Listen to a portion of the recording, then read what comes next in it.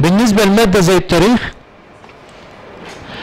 زيه زي اي كتاب تاني، نبدأ نفس البداية من الفهرس، وبعدين بنبدأ الكتاب من اوله قراءة بصرية، وبنبدأ الدرس اي درس بناخد الاسئلة. التاريخ ممكن يبقى فيه جداول الاسم والتعريفات، الموقعة او مثلا اي تعريفات موجودة عندك بتفرغها في جدول. التعريفات دي بتفيدك زي ما قلنا اخر السنة قبل الامتحان في اي وقت بتلخص الكتاب.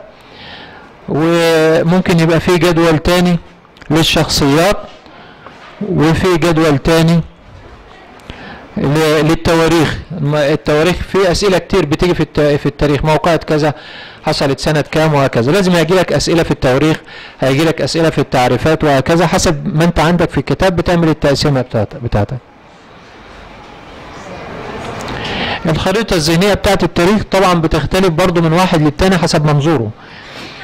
ممكن هتعملها حسب الموضوعات زي ما احنا شايفين التقسيمه، بس ما بتقفش على كده.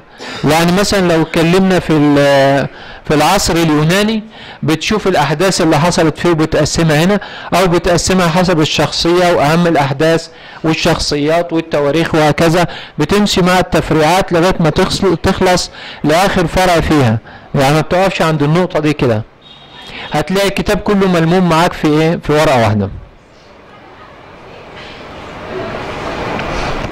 الشخصيات، التواريخ، اهم الاحداث، الخرائط، عناوين نقاط الحفظ، واي عناوين تانية انت بتشوفها حسب تقسيمة كل درس بمنظورك انت.